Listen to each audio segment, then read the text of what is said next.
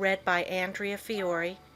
The Power of Concentration by Theron Q. Dumont. Lesson 3.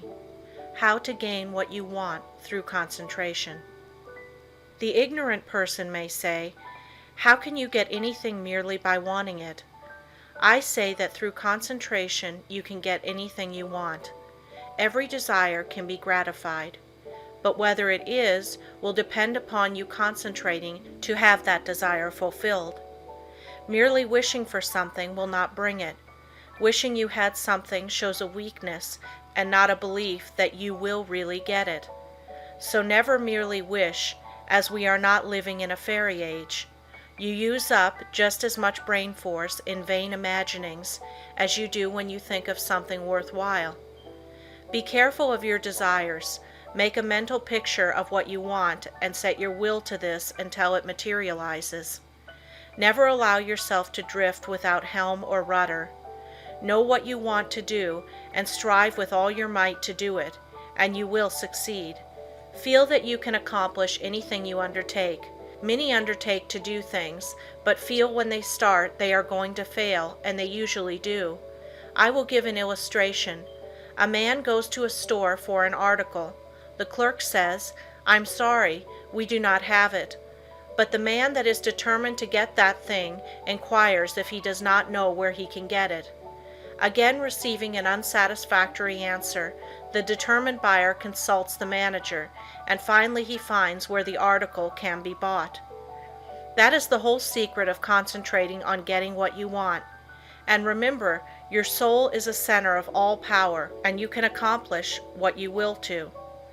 "I'll find a way or make one" is the spirit that wins. I know a man that is now head of a large bank. He started there as a messenger boy. His father had a button made for him with a P on it and put it on his coat. He said, "Son, that P is a reminder that someday you are to be the president of your bank. I want you to keep this thought in your mind. Every day do something that will put you nearer your goal." Each night after supper he would say, "Son, what did you do today?" In this way the thought was always kept in mind. He concentrated on becoming president of that bank, and he did. His father told him never to tell anyone what the P stood for. A good deal of fun was made of it by his associates, and they tried to find out what it stood for, but they never did until he was made president, and then he told the secret. Don't waste your mental powers in wishes. Don't dissipate your energies by trying to satisfy every whim. Concentrate on doing something really worthwhile. The man that sticks to something is not the man that fails. Power to him who power exerts. Emerson.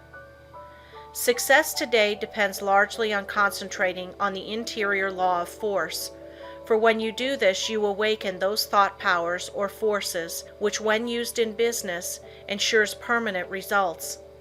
Until you are able to do this, you have not reached your limit in the use of your forces. This great universe is interwoven with myriads of forces. You make your own place, and whether it is important depends upon you. Through the indestructible and unconquerable law, you can in time accomplish all right things, and therefore do not be afraid to undertake whatever you really desire to accomplish and are willing to pay for in effort. Anything that is right is possible. That which is necessary will inevitably take place. If something is right, it is your duty to do it, though the whole world thinks it to be wrong. God and one are always a majority, or in plain words, that omnipotent interior law which is God, and the organism that represents you, is able to conquer the whole world if your cause is absolutely just. Don't say, "I wish I was a great man." You can do anything that is proper and you want to do. Just say, "You can, you will, you must." Just realize this and the rest is easy. You have the latent faculties and forces to subdue anything that tries to interfere with your plans. Let the troubles and responsibilities of life come thick and fast. I am ready for them. My soul is unconquerable. I represent the infinite law of force, or of all power. This God within is my all-sufficient strength and ever-present help in time of trouble. The more difficulties, the greater its triumphs through me. The harder my trials, the faster I go in the development of my inherent strength. Let all else fail me. This interior reliance is all sufficient. The right must prevail. I demand wisdom and power to know and follow the right. My higher self is all wise. I now draw nearer to it. Lesson 4. Concentration, the silent force that produces results in all business. I want you first to realize how powerful thought is. A thought of fear has turned a person's hair gray in a night. A prisoner condemned to die was told that if he would consent to an experiment and live through it, he would be freed. He consented. They wanted to see how much blood a person could lose and still live. They arranged that blood would apparently drop from a cut made in his leg. The cut made was very slight, from which practically no blood escaped. The room was darkened, and the prisoner thought the dropping he heard was really coming from his leg. The next morning he was dead through mental fear. The two above illustrations will give you a little idea of the power of thought. To thoroughly realize the power of thought is worth a great deal to you. Through concentrated thought power you can make yourself whatever you please. By thought you can greatly increase your efficiency and strength. You are surrounded by all kinds of thoughts, some good, others bad, and you are sure to absorb some of the latter if you do not build up a positive mental attitude. If you will study the needless moods of anxiety, worry, despondency, discouragement, and others that are the result of uncontrolled thoughts, you will realize how important the control of your thoughts are. Your thoughts make you what you are. When I walk along the street and study the different people's faces, I can tell how they spent their lives. It all shows in their faces, just like a mirror reflects their physical countenances. In looking in those faces, I cannot help thinking how most of the people you see have wasted their lives. The understanding of the power of thought will awaken possibilities within you that you never dreamed of. Never forget that your thoughts are making your environment, your friends, and as your thoughts change, these will also. Is this not a practical lesson to learn? Good thoughts are constructive. Evil thoughts are destructive. The desire to do right carries with it a great power.